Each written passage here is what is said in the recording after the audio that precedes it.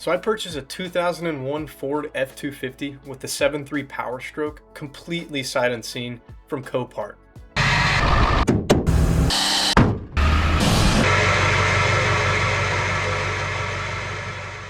And if you're not familiar with Copart, it's a huge online auction site where you can purchase anything from wrecked vehicles, flooded vehicles, repossessions, and even clean titles. But here's the catch. Usually you're going off of a handful of photos and a really short description, and that's it. So it's a bit of a gamble. Now this truck specifically caught my attention because it's a fairly low mileage 7.3 Powerstroke. And if you know anything about these trucks, they have the reputation for being some of the most reliable diesels Ford ever made. These engines are simple, they're tough, and when they're taken care of, these things will run forever. It's not uncommon to see 400, 500,000 miles out of these things. And having worked on quite a few of these before, I know that it's not very common to see catastrophic failures in these engines. So that gave me a little bit of confidence that this could turn into a really good flip. But if you've ever looked at auction vehicles before, you already know that pictures can lie, descriptions don't tell you the whole story, and you really don't know what you purchased until it shows up in your driveway. And that's exactly what this video is. We're going to be going over how much I paid for this truck, what the condition was whenever it arrived, and all the repairs needed to get this thing back on the road. And in the end, we'll see if I actually made some money on this flip or not. So with all that being said, we're going to hop over on the computer here. We're going to check out the auction page, see exactly what caught my eye, and what information I had to go off of, and most importantly, how much I paid for this thing. So we're over here on Copart and we're on the page for the listing of the truck. And I'm not going to go into extreme detail on the process of purchasing a vehicle from Copart. And if you're interested in learning more about that, like the fees, delivery, and all that good stuff, I've made an entire separate video on that. So I'll go ahead and link that in the description of this one. So just a couple notable things to check out here. So this was listed as a run and drive from Copart, and this gives a full description of what exactly that means to them. But basically it just means that they were able to get the thing started and put it in gear. So and then right here you can see engine starts and transmission engages, but all that means is that it starts, doesn't guarantee, doesn't have a horrible knocker, any major damages like that. So, and probably the most important thing is this title code here. So this is showing that it has a clean title without any brand. So not a salvage title or anything. So this was a clean title truck.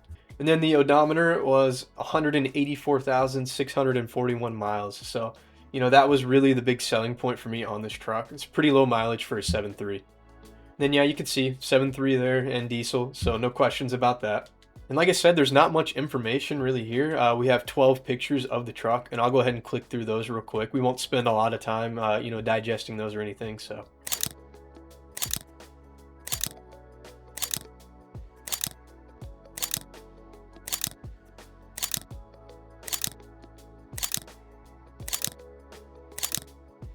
But yeah, if you want to pause on any of those pictures and check it out, you can. I definitely knew this truck wasn't showroom worthy by any means, but no, apparent major damages. So now we're going to navigate over to the payment history here, and that's really what we're here for. We want to see how much I actually paid for this truck. So right there, you can see the number, $5,888. Yeah, so you can go ahead and see here at the top that sell price is actually going to be what I won the bid on this truck with. So $4,150 is what I actually won the bid with. And then you can see the fees just stack up here. But that's expected. If you're not familiar, that is very common on a lot of these auction sites. And there's plenty of resources out there where you can kind of guesstimate what exactly your total cost is going to be. So now that we know how much I spent on this truck, we can go ahead and start our tally for the amount that I spent on this flip. And that $588 also included the delivery fee, which was $600, as well as a couple fees for the title. All right, so now that we've seen the auction page and we know kind of what this truck looked like online, let's go ahead and do a walk around of the outside and see exactly what it looked like when it showed up.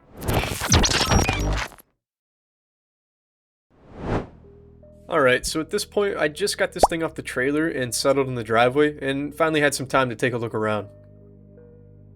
Starting up front here, you can see there's some damage, paint chipped off in a few spots and a little bit of surface rust, but nothing too serious. Moving over to the driver's side though, honestly, this side of the truck's pretty clean. Both doors look good, no major damage there, which is definitely a win. Now the side steps, yeah, those are pretty ugly. And then coming around to the bed here, you start to see some more wear. There's quite a bit of paint missing in a few spots here. It's not too terrible, but there is a pretty concerning rust spot here that's almost all the way through this fender here. And then looking inside the bed, it was actually kind of interesting. This thing showed up with a bunch of random stuff in the back. There were some ratchet straps, coil springs, some grounding rods. I also found some of the paperwork back here, and after looking through it, it turns out this is actually an electrical company's work truck. So that definitely explains the condition and some of the wear we're seeing. It's kind of cool to get a little bit of history on this truck though. If there wasn't all this stuff left in here, I may have never actually known this, so it was pretty neat to see. And from what I found on the Carfax, it looks like it was a one-owner truck, bought in 2001 and used by this company the whole time. Now back here on the taillights you can see they're pretty beat up, definitely something that will need to be replaced, especially since water's just going to get in there and make it worse. And then the tailgate, this thing's taking a hit, it's pushed in pretty bad in the middle. My guess is something maybe like a fifth wheel wasn't hooked up properly and hit it, but honestly, who knows. Moving around to the passenger side, the bed has similar wear as the other side with this little rust spot. Then you can see this tire completely flat. When I got it off the trailer, I had to air it up because they were about to drag it off on the rim. And I didn't want it to get bent up, so.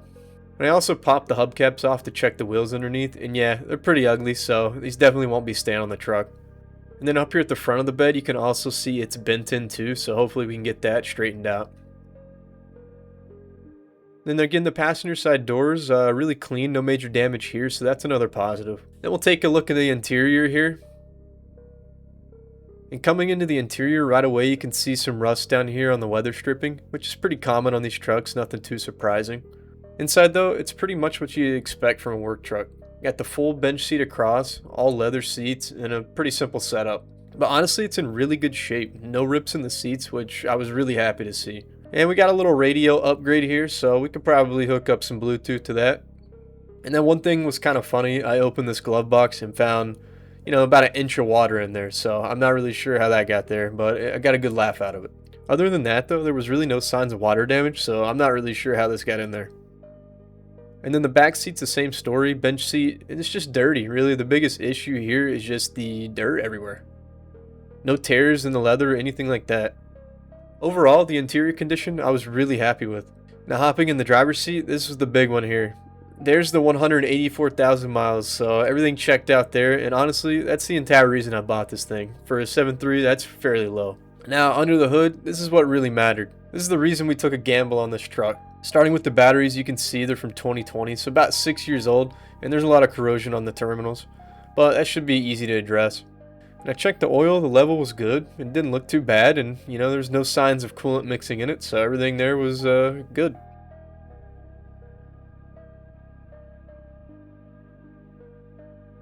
I checked the coolant as well, it looked really clean, there was no oil contamination, which is exactly what you want to see. And I don't know why, but I also just love seeing old trucks running this green coolant. Now looking down into the valley, you could see some oil residue, but honestly, that's pretty typical on these trucks, so not anything alarming. And a lot of times it's just coming from the PCV or the turbo. And then yeah, you can see it here on the side, just kind of covering the valve covers, but again, not a big problem. Now, one of the bigger issues, the brake fluid reservoir is completely empty. And that makes sense, because whenever I was unloading this truck, it had no brakes. So that's definitely something we're going to have to figure out. And then underneath the truck, overall, it's not bad. There's some rust for sure, but the frame looks pretty solid, which is huge. And it was nice to see a Wix oil filter on there that looked fairly new, so it's good to know that they were at least doing basic maintenance on this thing. And then there was some oil residue around the bell housing and transmission pan, but that's something we'll have to keep an eye on and just see how bad it really is. So after that initial walk around, I was pretty happy with the truck. There wasn't any big concerns. So really the biggest issue right now was just the brakes. We needed to sort that out so we could actually drive this thing and make sure everything else was working. And the other issue was we had to jump start it to get it off the trailer, so we'll have to charge these batteries and see if they're still good.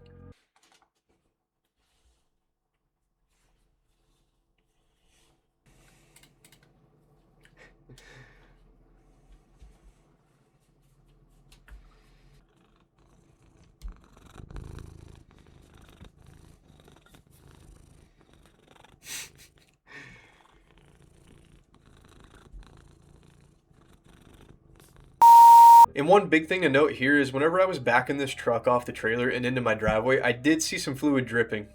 Once I got the thing parked and could shut it off, I checked out what it was dripping, and it was pretty obvious that it was brake fluid. It was too far away from the engine to be anything else, and it didn't match the green coolant that we saw in this thing, and it wasn't oil. So this early on gave me a really good place to start troubleshooting the brake system.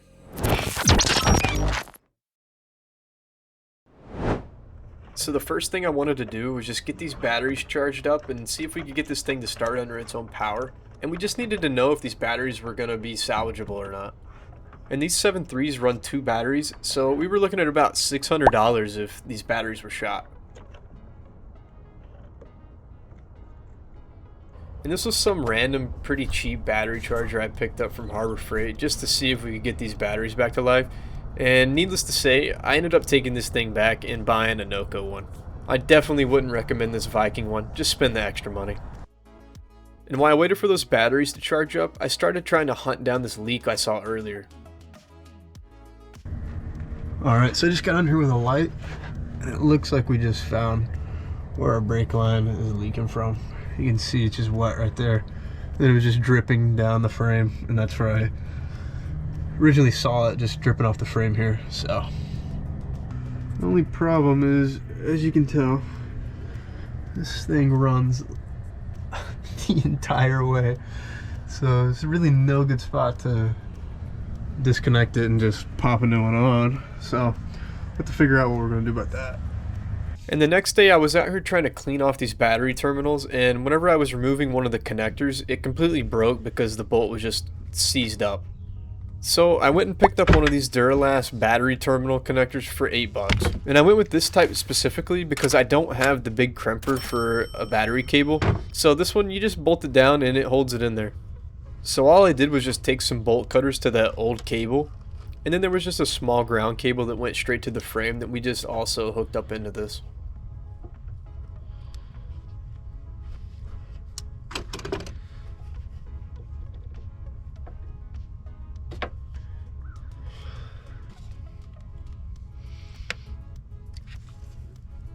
And then we just stripped it back to the wire and cleaned it off pretty good.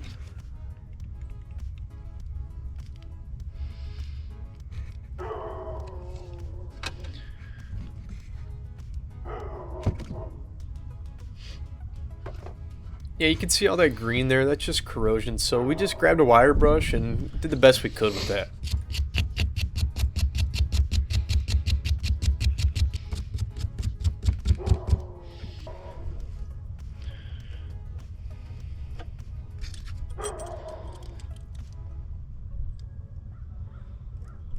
And then we just took this negative battery cable and then that small ground cable, put it in here, and then tighten this thing down.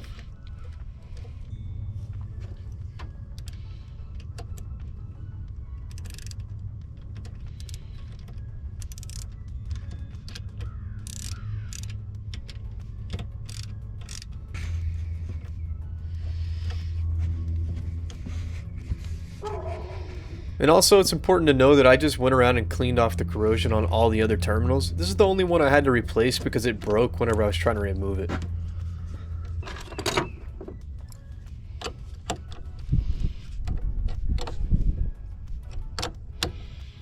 And so there's our finished product, and this is making way better contact now. So this should definitely help with getting this thing started. Alright, so I got the batteries charged up and replaced that cable, cleaned everything off. And we're going to see if this thing will start under its own power now. I've had the block heater plugged up for about 20 minutes, so we'll see.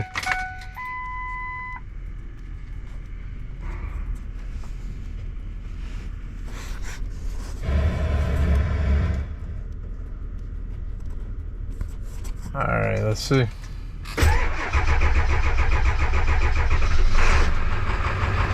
There it is. Fired up under its own power.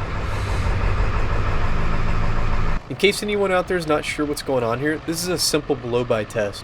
What we're looking at here is crankcase pressure caused by combustion gases that's leaking past the piston rings. Normally the rings seal that pressure in the cylinder, but as they wear, more gases slip past and pressurize the crankcase. So by removing this oil fill cap while the engine's running, we can get a quick visual of how much of these gases are getting by the piston rings. So as you can tell, the cap stayed right where it was and there wasn't any smoke coming out, so that gave us a really good sign that this engine was healthy.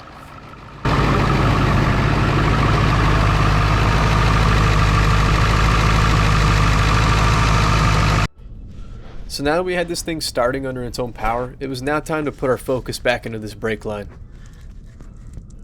So I was able to get both ends of this brake line disconnected, but this is where things kind of took a turn.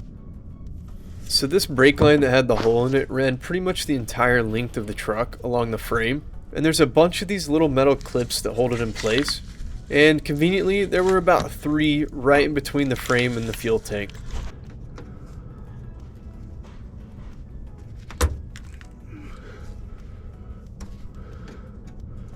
So this led us to the decision of dropping the fuel tank or removing the bed. One of these things had to get out of the way so we could get this fuel line replaced.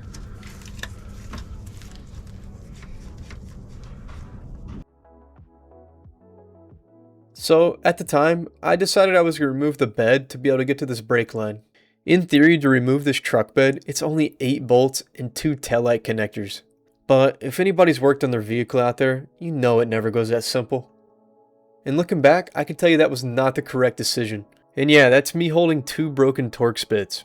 First one I broke was a Craftsman, and then I went and picked up a die-hard one, and that one broke instantly. Because somebody at Ford thought it was a great idea to make these bed bolts a Torx. Let's just say, removing this truck bed took way longer than I thought it was going to take. The first thing I tried was just using a drill bit to drill down all the way to the head of the bolt, and then just knock it off with a punch.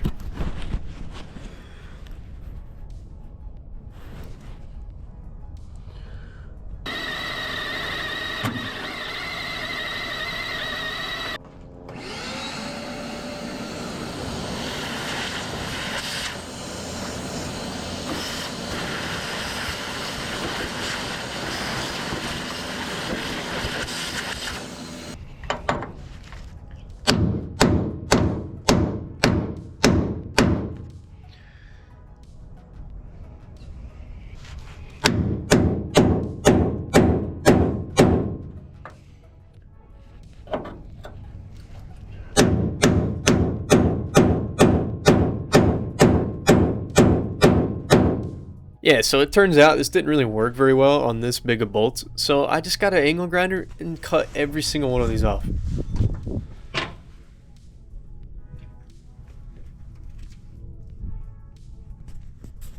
And believe it or not, the 5th wheel was also seized completely, so we had to cut off every single bolt on that as well.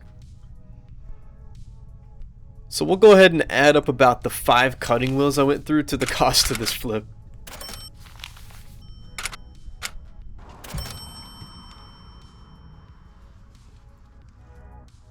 And yeah, I definitely slacked on recording during this whole period. It actually took me a lot longer than I'd like to admit to get all these off. And during that time, we got hit with some pretty gnarly weather. And then I also fled the cold weather and took a 2-week vacation. So yeah, it took a while, let's just say that. So I apologize for not having any great clips of sparks flying. And then one more thing of this time period of me just not picking up my camera, I guess. I was able to score these wheels off of Facebook for 500 bucks, and man, I was stoked for these. And then we were also able to sell off our old ones, so we'll subtract that from our cost. And then the new tire's on, and I was able to recruit some help from my dad and brother-in-law, and we finally got this bed off.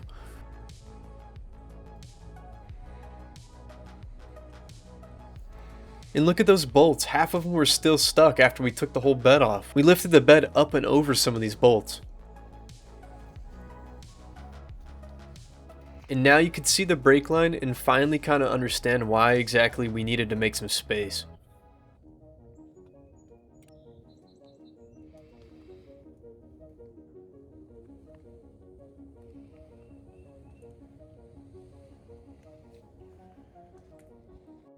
And now that we had the bed off and had the space, I'd already had the replacement line for a couple of weeks.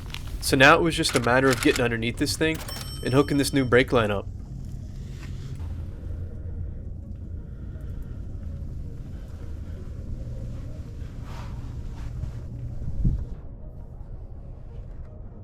And then once we had that line hooked up, it was time to fill this thing back full of brake fluid.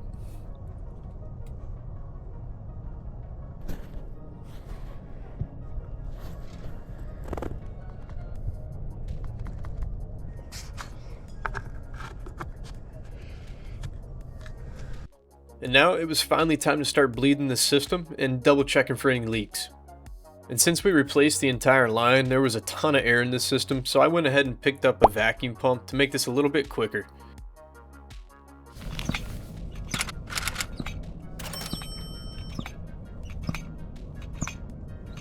Wow, that's pretty satisfying.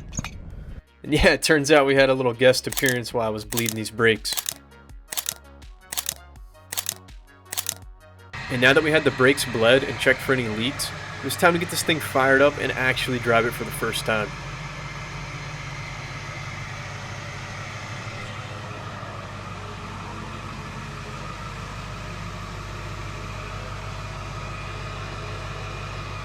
And yeah, there was no shot I was waiting to get the bed back on before driving this thing.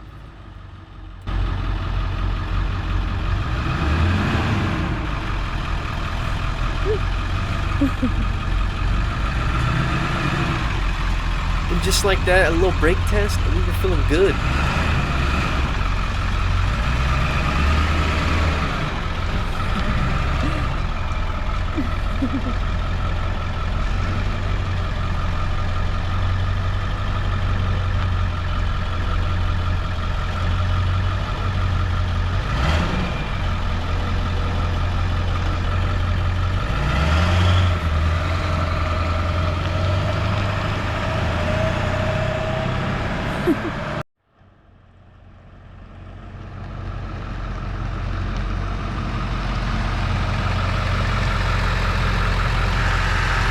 And now that all the fun was over, it was time to start putting this thing back together. And naturally, these bed bolts had to keep putting up a fight. On majority of these bolts, I had to cut them all the way down to the frame and then remove the clips underneath that hold them.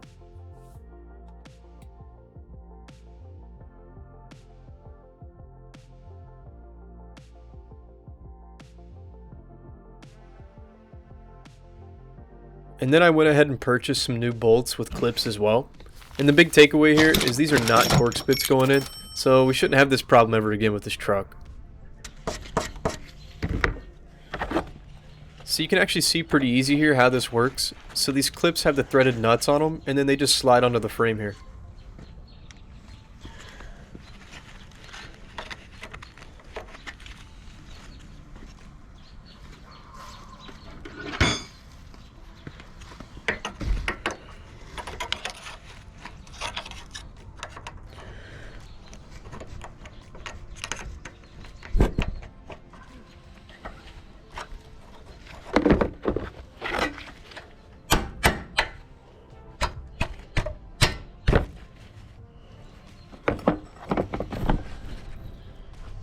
And then after this one, I went around and put on the other 7. And then we just had one more thing to address before we put this bed back on. And that was the front of this bed being bowed in.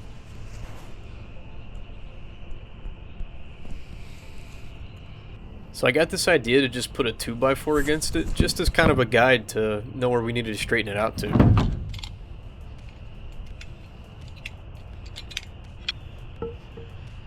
And then I used another board just to kind of even out the force I was hitting it with the hammer.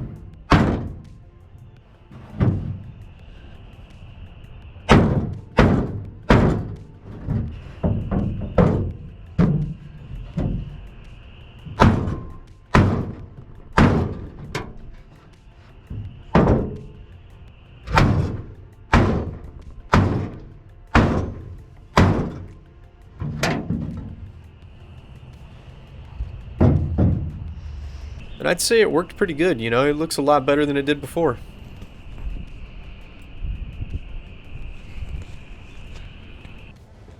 And then after that was sorted out, I recruited my really strong helpers again, and we got this bed back on.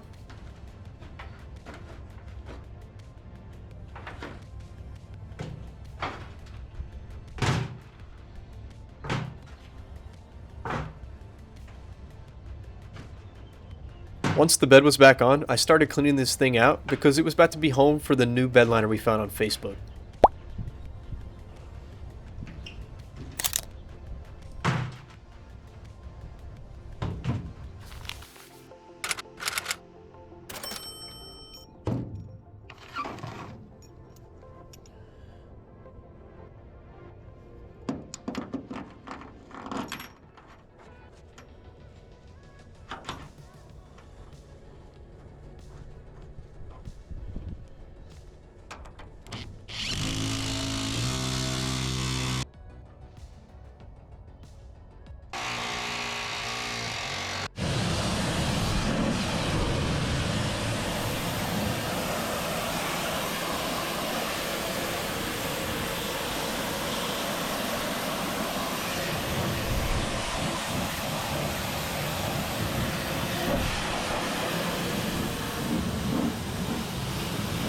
Yeah, you have to admit, it's pretty satisfying to watch.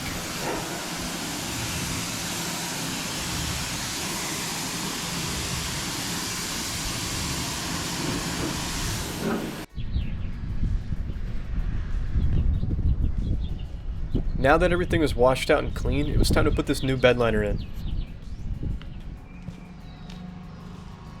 This is actually kind of difficult and got a little frustrating, so I would definitely recommend getting a second pair of hands here.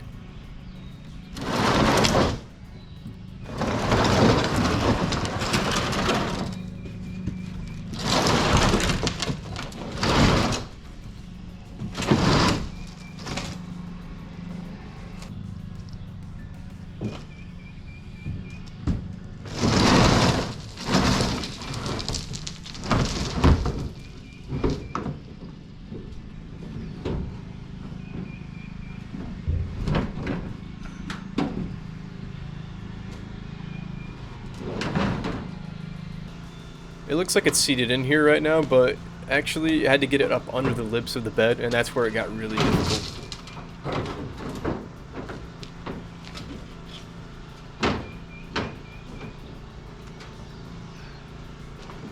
So I ended up stuffing a bunch of stuff under the middle just to flex it, and it worked pretty well.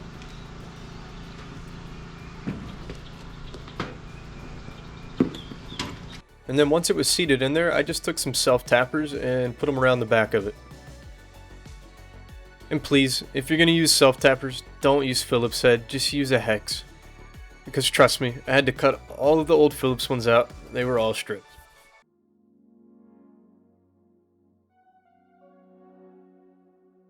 And finally, the last thing I did was go find some replacement tail lights for this.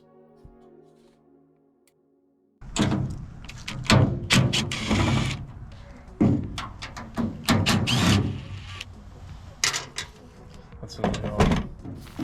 Not to do it without breaking it, you know?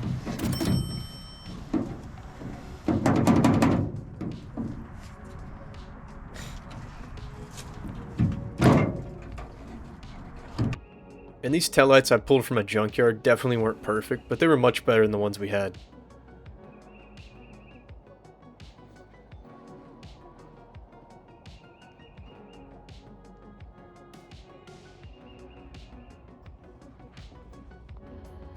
And just to make sure these didn't get any water in them, I put a little bit of epoxy around the edges where it was cracked. This might not look the prettiest, but it's very functional and will keep the water out.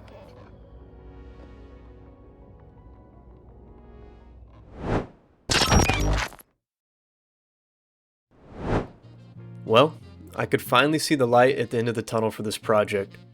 And after a couple months of procrastinating and putting off a couple weeks worth of work, we finally got this thing done. Now, all we needed to do was clean this thing up, take some good pictures, and sell it.